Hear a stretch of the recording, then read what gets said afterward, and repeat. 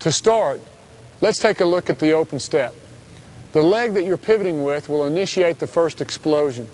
This is the foot opposite the direction you want to go. Your hip, quads, and calf all come into play, but the most explosive muscles are located in your glutes. Bending your knees is not enough to recruit your glutes. Your hips must be bent as well, just like you saw in triple attack. In addition, your knee should be over the ball of your foot, and to push off at an angle, the line of your knee must be slightly on the inside of your foot. How your first step hits the ground is crucial in determining how explosive your first two steps are. Let's look at two principles. First, don't step heel to toe. If the only part of your foot to hit the ground is the ball of your foot, you'll immediately explode into your second step. Think of it like the difference between a jogger who runs heel toe and a sprinter who stays on the balls of his feet. Second, your foot should hit the floor directly below or behind the line of your knee. In other words, your shin should be at an angle of less than 90 degrees with the floor. This, combined with your chest stuck out and your head over your knee, allows you to recruit the glutes a second time. Now, when players cross-step, they don't seem to have a problem with these mechanics. The shin strikes the ground at the correct angle, and with the head over the knee, the glutes are recruited for maximum explosion. But problems seem to occur with the open step. Many players are so eager to beat their defender with that first step that they take a really long stride to get completely by their man. And the longer the step gets, the slower the rest of the move becomes. No amount of practice will make it better.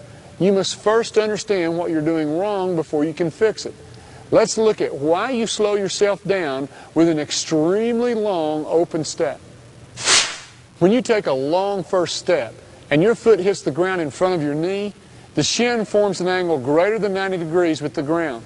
Your glutes are not recruited as your heel hits the ground first.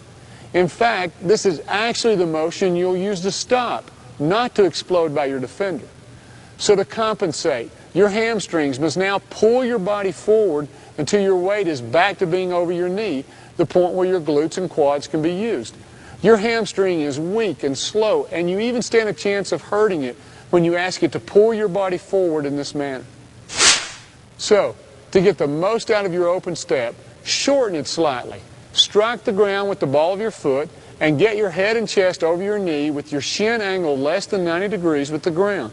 Now you'll recruit your glutes for maximum explosion. It's a well-known fact in track that sprinters use their arms to explode out of the blocks. In the same fashion, I want you to use your arms and the added weight of the ball to explode in your first step past the defender. When you're creating momentum, using your arms and a 1.5-pound ball can make the difference, and that's our third explosion factor.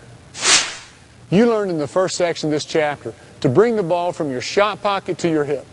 Then, in a separate movement, you learned to time your step and dribble together. The purpose of this section is to blend those two steps into one aggressive, momentum-gaining motion. Your feet cannot move any quicker than you can move the ball from your shot pocket or the top of your shot fake into the first dribble. To visualize this, think about painting the letter C with the ball. When you circle tight and use a violent rip into your first dribble, it will help shift your center of gravity and get you quickly into your first step. This is the very definition of being ball quick. Now, when you blend this small circle movement of the ball with a head and shoulder fake, you get the best of both worlds. A more effective fake in one direction combined with a more explosive drive in the other direction. In a similar manner, the ball can be used to gain momentum when you're sweeping the floor and using the ball to punch your way past the defender. But I'll cover this in Chapter 4 when we look at how to handle extreme defensive pressure. To V or not to V? That is the question. The answer is that the shortest distance between 2 points is a straight line. And so choosing a straight line instead of a longer, curved line is the quickest way to get where you want to go. The battle between you and your defender can be looked at as this battle between the V and the U. Here's what I mean. Go by the defender, not around him. If you control the space and go by him, your lines of attack form the letter V.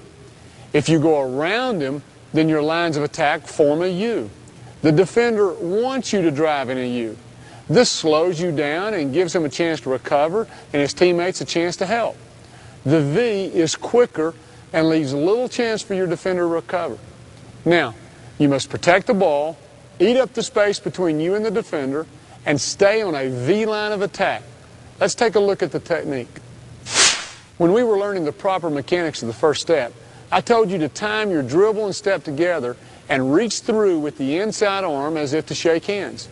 Shooting the inside arm past your defender is another way to use your arms like a sprinter. It helps to shift your weight and momentum and assist the explosion. Watch it being done going right with an open step and a cross step. Now going left, open step and cross step. To control the space and stay on your V line of attack, imagine that the only door to go by your defender is here.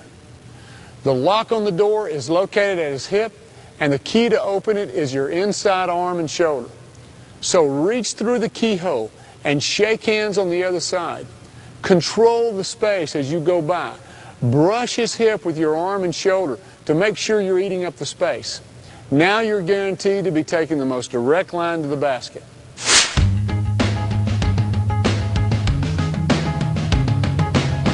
The emphasis in phase one is proper mechanics. Protect the ball by ripping it to your hip and eliminate the travel call by timing the dribble and the first step together. We're also going to train both